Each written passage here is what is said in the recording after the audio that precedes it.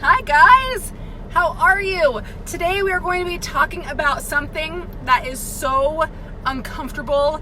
We all hate it. Most of us experience it. That is bloating. It's horrible, right? You guys, I used to suffer from like some serious gas, like serious, and bloating and stomach pains like every day. There were even times when I was in the hospital. I don't know if you guys remember from like a year or two ago, I went to the ER a couple times. My stomach pains were so bad that I thought that like my appendix was rupturing, or like, sorry, there's like a light like right across. How's that? Just kidding.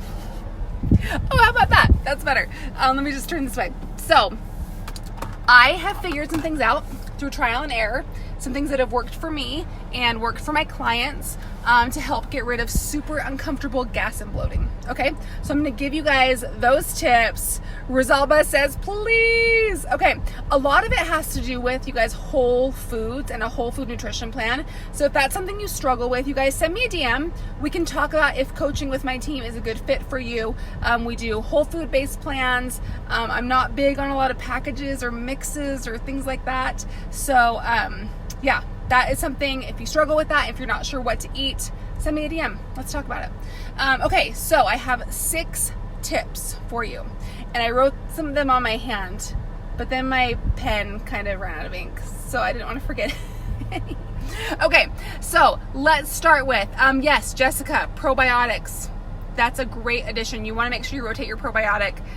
Email me at trainerlindsays.tribe@gmail.com. I have a good probiotic that I can recommend to you and give you 20% off of it. So, Mercedes says, hey, Trainer Lindsay, I hate gas. I know, right? Me too. Okay, first things first. Number 1, how much processed food are you eating? Okay, and I don't mean just like chips, cakes, and cookies.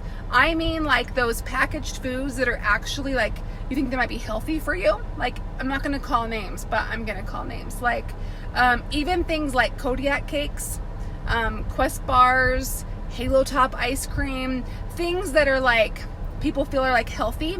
And Kodiak cakes are great. I don't mean like they have great ingredients and stuff, but some people, when they have, like, I'll have clients that will have like Kodiak cakes for breakfast. They have a little buff cake for afternoon snack. They'll have a protein bar like in the mid-morning. Then they have a protein shake before bed.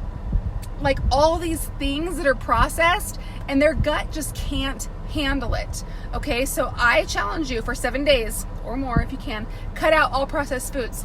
Think in terms of single ingredient foods. You've got your oatmeal, you've got your eggs, you've got your meats, and you've got like things like that, like single ingredient, whole healthy foods. Okay, and then see how your gut feels. If you really love certain processed foods, try adding it back in. Watch how you feel over the next hour or two, and then see how it affects you. Okay. Second, diet drinks. Okay, I am not anti-Diet Coke. I'm not. I am team Diet Coke. It's fine, in moderation, in my opinion. Don't hate me. Everyone is free to have their own opinion, okay? But I don't drink very much of it because I do know if I do drink more of it, then I feel bloated.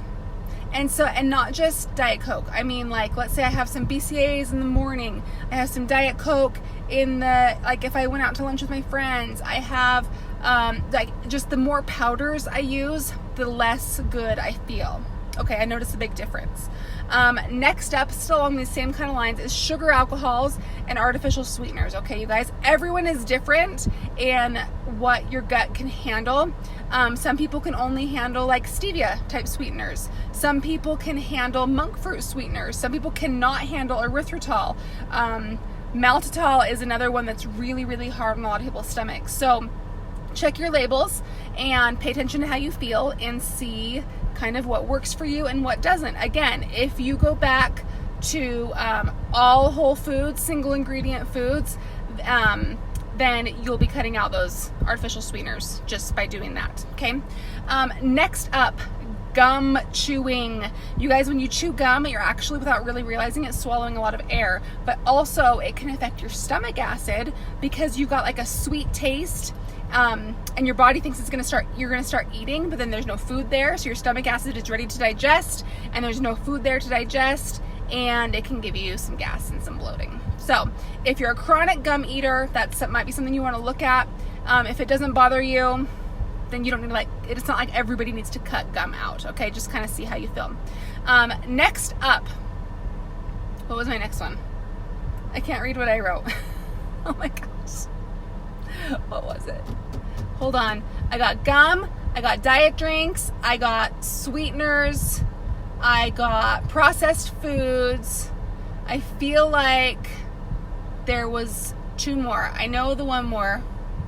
I can't remember. Okay, we'll go to the one more. So you guys, everyone is different here as well, but I found that my gut is so much happier eating a low carb, high fat diet. Again, this is a big lifestyle change and it's not for everyone, but personally, I feel so much better when I eat. Hold on. Why are you so far over? I'm just doing a Facebook Live. I'll be in just a minute. Okay, sorry, my husband's home and I'm kind of in his spot, I guess. Low carb, high fat. Again, not for everyone, not everyone will like eating this way, but it has been a game changer for my gut health, you guys. Like seriously, I don't even remember the last time I felt bloated. Like, I don't remember. It's been months and months and months. And I haven't had stomach pains, I haven't had any gas. Oh, I remember the last one. It's the best one. Are you pooping? Are you pooping? Because if you're not pooping, you're gonna feel yucky, you're gonna feel gassy, you're gonna feel bloated. So if you struggle with pooping, just take some magnesium. Magnesium citrate is a good one. What's the other one? I think it's just magnesium citrate is a good one. 400 milligrams at night. Okay, that will help you. That will help you poop. So I'm looking at Mercedes is saying gum makes her feel bloated. She eats a lot of fruit. Fruit can do it too, but some people are fine with fruit. It totally just depends. So those are some 6 things to look at.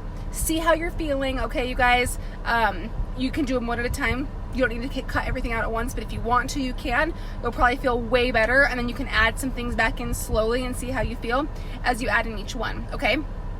So if you struggle with this and you're not even sure what to eat on a whole food-based approach, send me a DM, okay? With my coaching, my team will create a sample meal plan for you, all based around your meal preferences and your meal timing preferences, your goals, your lifestyle, all that kind of stuff. Will tell you exactly what to do. Linda says BCAAs bloat you. It just depends. Everyone's different. Some people can handle the sweeteners and BCAAs and some people can't. So it just depends. Okay, you guys, so that's what I have for you today. Let me know what you think. Comment below, you guys, with the number 1 food that bloats you, and if you've ever tried cutting it out and how you felt, if you felt any different. Karina says low carb, high what? Low carb, high fat. Okay, so if you drop your carbs, you want to increase your fats to compensate. Okay, and I will hope you guys are having a wonderful Monday, and I will talk to you soon.